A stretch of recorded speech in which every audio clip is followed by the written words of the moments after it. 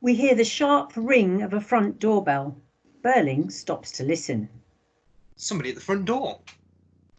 Oh, Edna will answer it. Well, have another glass of port, Gerald, and then we'll join the ladies. That'll stop me giving you good advice. Yes, you've piled it on a bit tonight, Father. Yeah, special occasion and feeling contented for once. I wanted you to have the benefit of my experience. Please, sir, an inspector's called. An inspector? What kind of inspector? A police inspector. He says his name's Inspector Gould. Don't know him. Does he want to see me? Yes, sir. He says it's important. Oh, all right, Edna, show him in here. Give us some more light. Edna does, then goes out. I'm still on the bench. It might be something about a warrant. Sure to be. Unless Eric's been up to something. Nodding confidentially to Birling. And that would be awkward, wouldn't it? Very. Here, what do you mean? Oh, only something we were talking about when you were out. A joke, really. Well, I don't think it's very funny. Oh, what's the matter with you?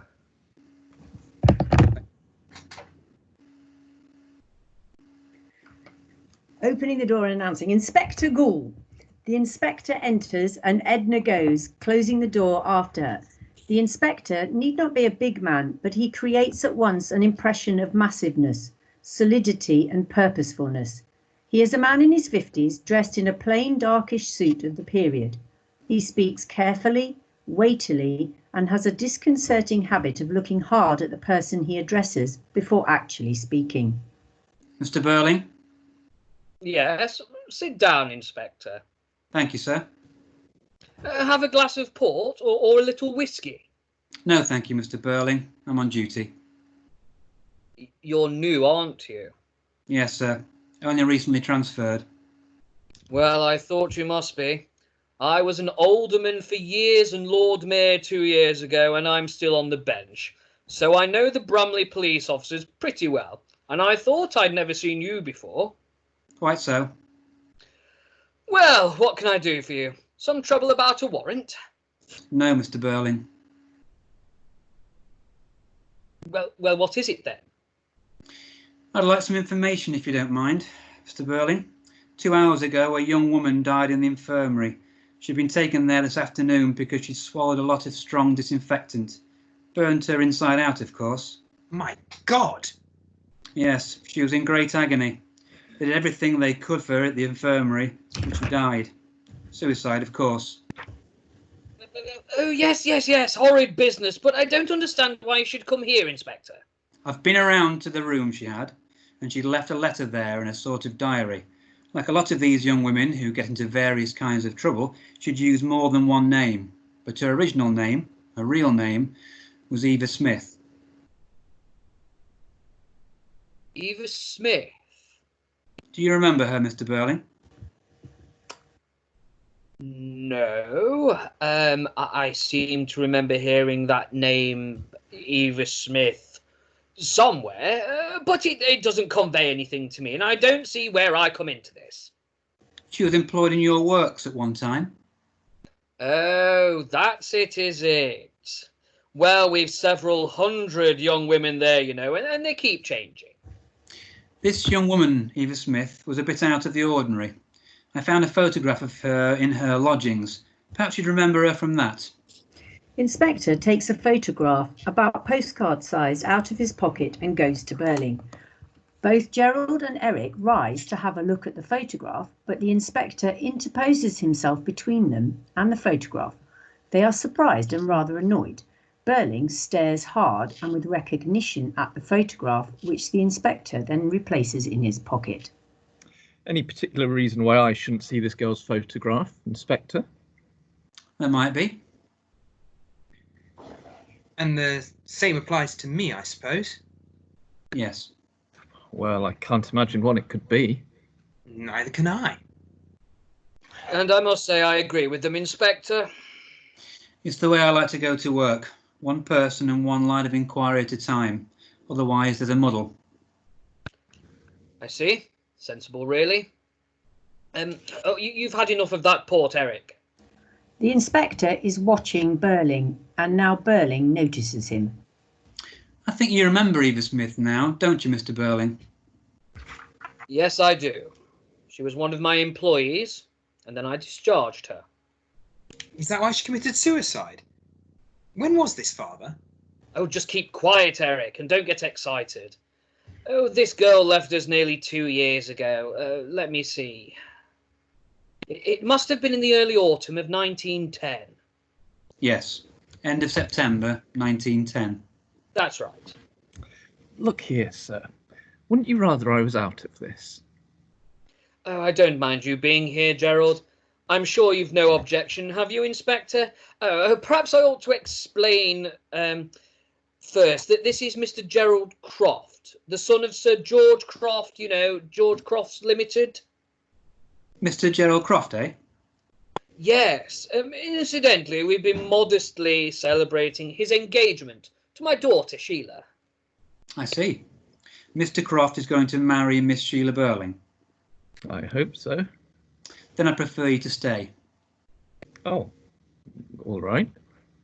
Look, there's nothing mysterious or scandalous about this business, at least not so far as I'm concerned. It's a perfectly straightforward case, and as it happened more than 18 months ago, nearly 2 years ago, obviously it has nothing whatever to do with the wretched girl's suicide, eh, Inspector? No, sir, I can't agree with you there. Why not? Because what happened to her then may have determined what happened to her afterwards, and what happened to her afterwards may have driven her to suicide. A chain of events. Oh, well, put it like that, there's something in what you say. Still, I can't accept any responsibility. If we were all responsible for everything that happened to everybody, well, we had anything to do with it, would be very awkward, wouldn't it? Very awkward.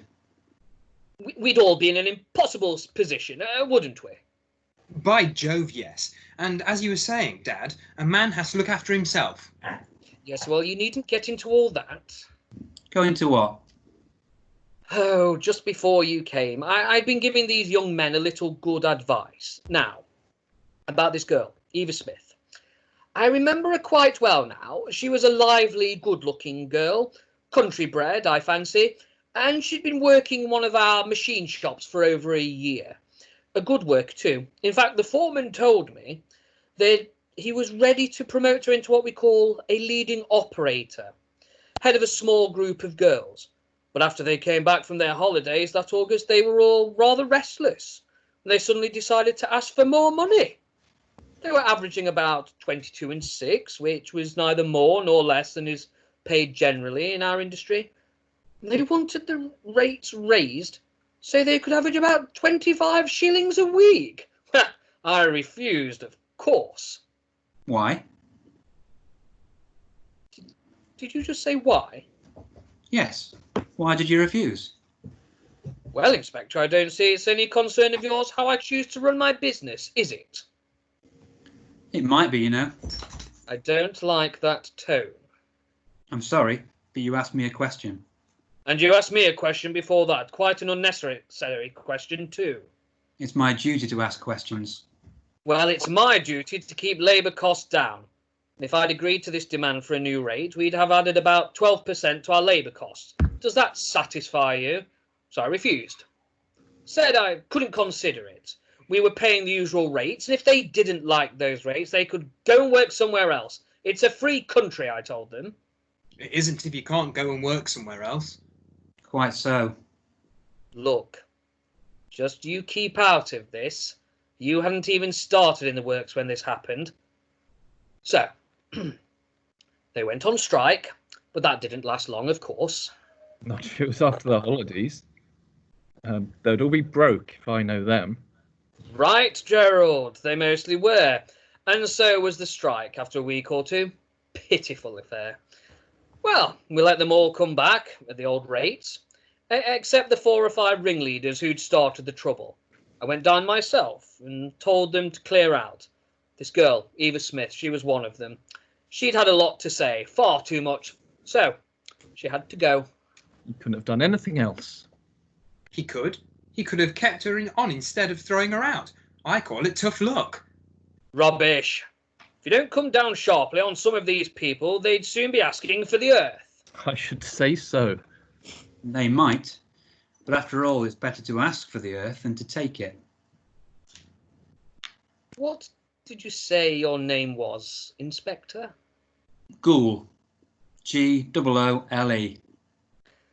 How do you get on with our Chief Constable, Colonel Roberts? I don't see much of him. Perhaps I ought to warn you that he's an old friend of mine and that I see him frequently.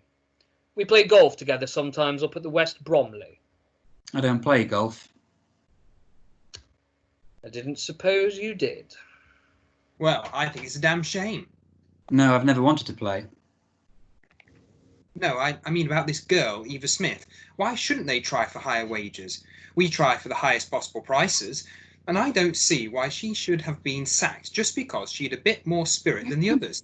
You said yourself she was a good worker. I'd have let her stay. Unless you brighten your ideas, you'll never be in a position to let anybody stay or to tell anybody to go. It's about time you learnt to face a few responsibilities. That's something this public school and varsity life you've had doesn't seem to teach you. Well, we don't need to tell the inspector all about that, do we? I don't see we need to tell the inspector anything more. In fact, there's nothing I can tell him. I told the girl to clear out and she went. That's the last I heard of her. Have you any idea what happened to her after that? Get into trouble? Go on the street? No, she didn't exactly go on the streets. And that brings to the end our second little reading. So what have we learnt now about the Burlings and their world?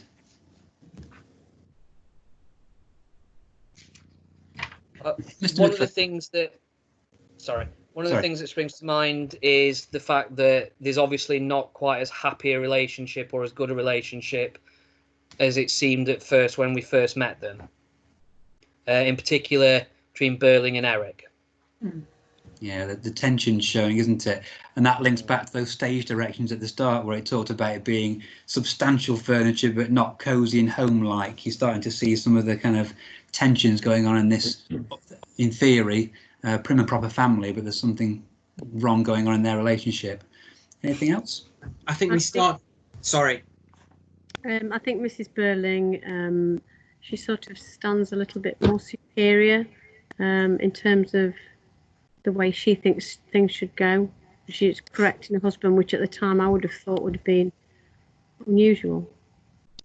Yeah, she gives him free rein to sort of go on with long speeches, but when she's had enough, she quite clearly sort of tells him so and has the ultimate judgment over that. Yeah. Okay, I think Ms. Hutchinson, were you going to say something else? I was just going to say there's this that kind of links to what some people have already said, this idea that there are perhaps there's an alternative view of things here. There's a few suggestions towards Eric that, well, I hope he's been behaving himself, and that suggestion that perhaps he hasn't. We're yet to kind of find out a little bit more about the background of this family and all that's been going on behind the scenes. Yeah, that kind of links to something earlier where Sheila's talking about Gerald and how she didn't see him at all last summer. Okay, so what's Gerald been doing? Where's he been? What we need to know something more about that situation as well. Lovely. And we've also had another character introduced to us. We've had Eva Smith introduced to us. She's not on stage, but she becomes a very central character.